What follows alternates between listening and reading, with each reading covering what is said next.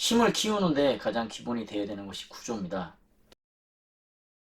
안녕하세요. 쿵푸 주관장입니다. 오늘도 좋은 하루 되시고요. 제가 이전에 쿵푸에 대해서 말씀을 드릴 때 구조를 연습하는 것에 대한 얘기를 계속 말씀을 드렸거든요. 사실 우리가 그 격투, 그러니까는 싸우게 되는 그런 흐름에 있어 되게 중요한 건 공방의 타이밍, 그리고 정확도, 스피드, 파워 이런 것들이에요. 그런데 권법을 잘 보시면 무기를 들고 싸웠던 그 특징 때문인지 모르겠는데 볼을 이렇게 팔짝팔짝 뛰면서 스텝을 뛰거나 이렇게 훈련하는 것이 없어요. 산타 격투기 스파링을 보신 분들은 잘 아실 텐데 산타 같은 경우 일반 격투 스포츠에서 하는 것처럼 팔짝팔짝 뛰면서 움직이는 것보다는 두 마리의 숫소가 이렇게 쾅 하고 그 머리를 뼈끼리 부딪힌 다음에 서로 기싸움을 하듯이 이렇게 하는 형태로 이루어지는 경우가 많아요. 산타 격투기가 쿵푸의 특징을 잘 보여주는 무술 격투기라고 말씀을 드리는 게 이런 부분이고요.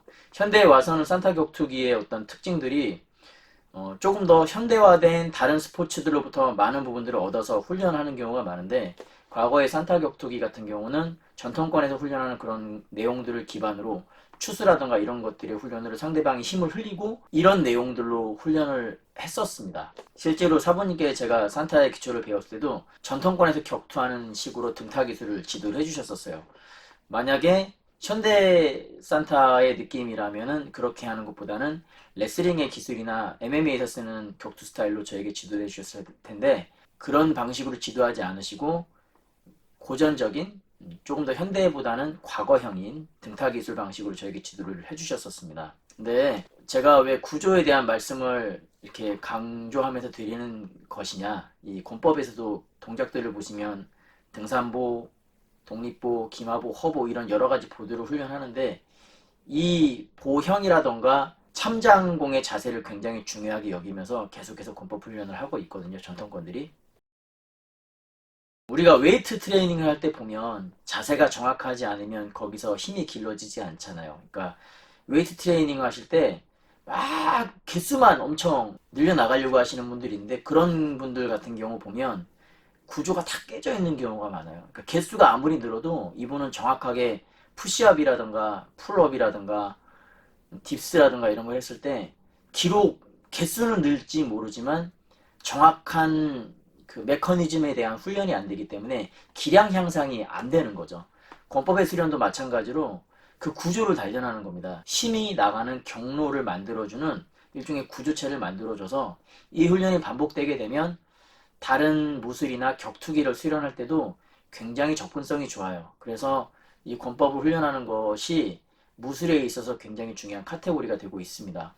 그래서 권법이라는 걸 자꾸 이제 체조다, 뭐 춤이다, 댄스다 말씀을 하시는데 각 운동들이 다 대단한 분들이 연구를 해서 만들어 놓으신 메커니즘이 있는 운동들이에요. 어떤 특정한 운동을 비하하거나 하는 식의 발언을 혹은 그런 생각을 갖는 것은 굉장히 좋지 않은 것 같아요.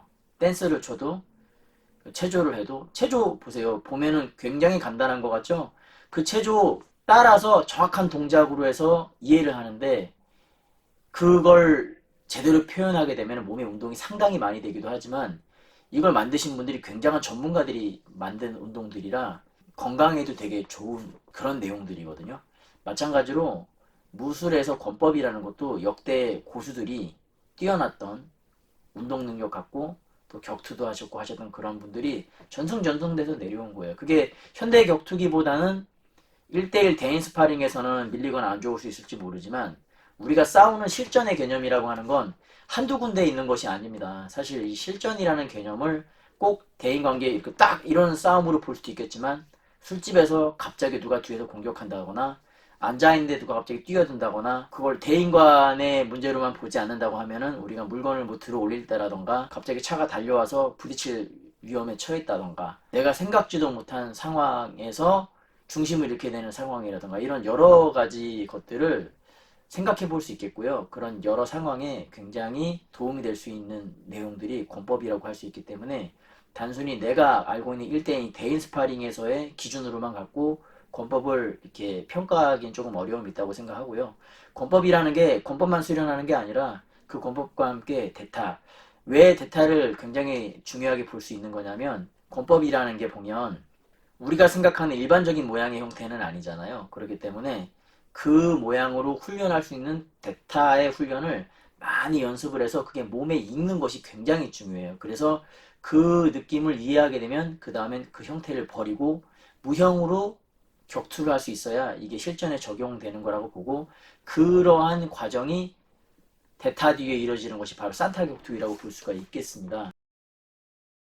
구조라는 거는 기본적인 힘을 기르는 거예요. 우리가 앞서도 말씀드렸지만 웨이트 트레이닝도 바른 자세로 해야 힘이 길러지는 것처럼 무술적인 힘을 제대로 기르기 위해서는 구조의 힘이 굉장히 중요하다고 할 수 있는 것이고, 여기서 시작이 되어서 대타 훈련과 산타 훈련으로 이어지면서 쿵푸의 훈련이 연장이 돼야 된다고 보는 건데, 보면은 사실 많은 분들이 쿵푸에 대해서 혹은 전통 무술에 대해서 불만을 갖고 있는 부분들이 뭐냐면은 퍼포먼스를 자꾸 한다는 부분이죠. 실제로 퍼포먼스 하는 단체들도 있고 분명히 그런 방식의 수련은 저도 잘못됐다고 생각을 해요. 그런데 제대로 수련하는 사람들도 있고 열심히 수련하는 사람들이 있고 또 자기들 나름대로 연구하고 발전시켜 나가는 사람들도 있기 때문에 이 부분에 대해서는 그냥 무작정 통틀어서 이 무술은 이래, 뭐 저 무술은 저래, 이런 식으로 바라보지 말아 주셨으면 좋겠습니다. 지금도 한국에서도 전통 한국 무예, 그리고 쿵푸, 그리고 다양한 전통 무술들을 수련하시면서 진지하게 접근하시면서 자기의 몸과 마음을 단련하시는 분들이 많이 계십니다. 자, 오늘은 제가 구조에 대해서 간단하게 말씀드렸어요. 구조가 왜 중요하냐? 구조는 힘을 기르는 기본. 권법을 제대로 이해하려면 제대로 권법을 수련함으로써 체득되어지는 힘을 완성하기 위해서는 반드시 구조는 만들어야 된다. 그리고 이것이 바로 무술의 시작. 그러나 이 구조를 바르게 잡을 수 있다는 것은 기신단전하고 힘이 중심을 밑으로 끌어내릴 수 있기 때문에 정신적으로 성숙함, 그리고 깊이 있음, 그리고 묵직함을 만들어낼 수 있어서 심성이 가벼운 사람은 조금 더 무거워지고 진중해지는 성향을 잡아줄 수 있기 때문에 이 구조의 개념은 신체적으로도 그리고 정신적으로도 굉장히 유용한 훈련 팁이 될 수 있겠습니다. 자, 오늘은 제가 구조의 중요성, 그리고 권법을 제대로 수련하려면 구조를 단련해야 된다. 권법을 제대로 단련하려면 구조를 이해하고 구조에 맞게 수련을 해야 된다. 이 말씀을 드렸습니다. 네, 오늘도 영상 짧게 만들어 봤는데 제가 자막 작업을 조금 했었는데 자막 작업하다 보니까 영상을 제때 올리는 게 너무 어렵더라고요. 그래서 자막을 좀 빼고서 좀 올리고 있어요. 좀 라이트하게. 네, 이 부분에 대해서 의견들 주시면 제가 참고하도록 하겠고요. 오늘 영상은 제가 여기까지 하겠습니다. 무술에 대해서도 조금씩 조금씩 말씀을 드려 나가겠습니다. 저는 쿵푸 주관장이었고요. 오늘도 영상 끝까지 시청해 주셔서 감사합니다. 매일매일 행복하십시오.